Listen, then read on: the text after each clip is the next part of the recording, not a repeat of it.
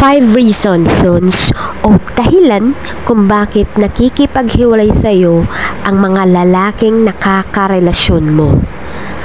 Una sa lahat, ikaw babae. Number 1, ikaw babae ang may mahinang nilalang. Ikaw yung babae na sobrang magmahal. Siya ang iyong una at huling minamahal. Handa kang magpakamatay pag siya ay mawala sa buhay mo. Siya ang sandigan mo. Siya kahit anong mali niya, mapaliit man o malaki, hindi mo pinapalaki ang problema. Ikaw na ang kusang nag-give up ng pagkakamali. Sasaluhin ang lahat ng mali niya. Halimbawa, nararamdaman mong may babae siya. Sa ating mga kababaihan, malakas ang ating radar kung ang relasyon nating lalaki ay may tinatagong babae. Pero pag mantig ang ating puso, hihintayin natin ang paliwanag niya. Yan na ang magiging pusong mamon sa bandang huli. Konting away, maya-maya, wow, babae na ang nag-aamo. Kasi konting himas at lambing lang ng lalaki, lumalambot ang puso ng mga babae. Matatapang ang mga babae. Kaya nating pagbigyan sila. 1 to 3 times nating napapatawad. Sumusuong tayo kahit pikit mata nating alam nating tama na to. Nakikipaghiwalay ang isang lalaki dahil nakikita niya na kahit anong effort mo sa relasyon nyo, parang nagsasawa siya. Hindi siya nakokontento, may hinahanap siya na wala sa'yo. Kaya kahit anong effort mo, babaero pa rin siya. Number 2, naghahanap siya ng iba. Alam mo kung bakit? Hindi siya interesado sa'yo. Trip ka lang niya. Noon, akala mo pure ang pagkagusto niya sa'yo. Pero hindi pala. Palululuring ka na muna niya sa saya.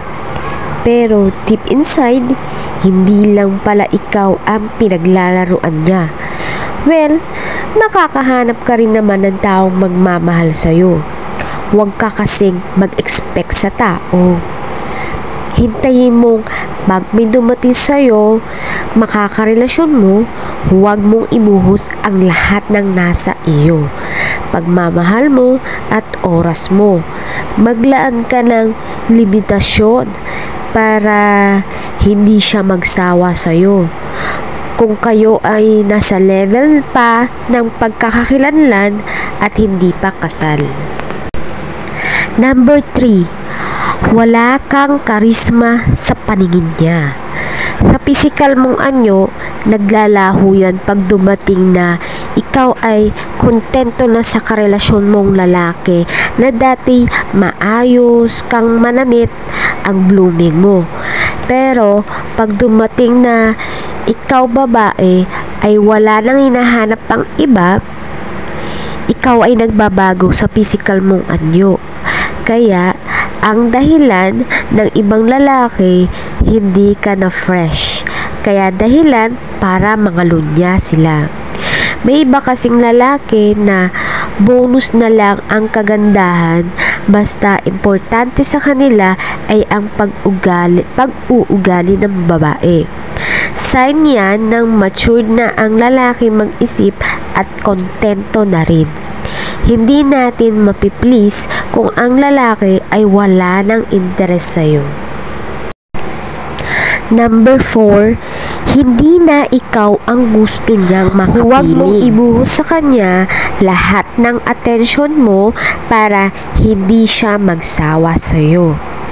Huwag ka laging nagpapaawa sa kanya dahil darating ang araw na gagamitin ka lang niya para dinlangin na lang.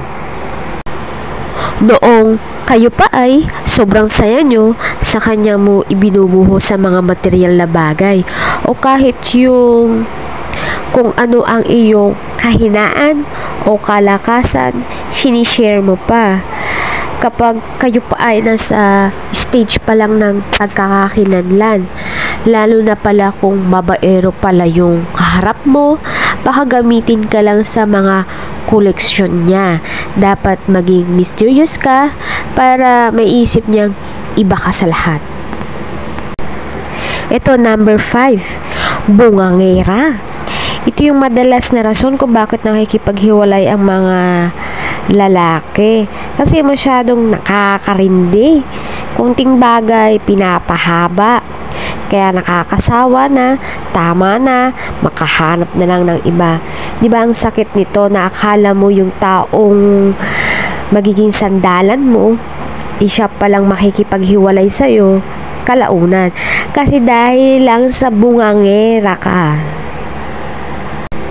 Kaya kung gusto mo ng lifetime relationship, matuto kang mag-adjust para dalawa kayo nag-aangatan. Kaya hanggang dito na lang po ang aking video. Maraming salamat everyone. Please subscribe my channel.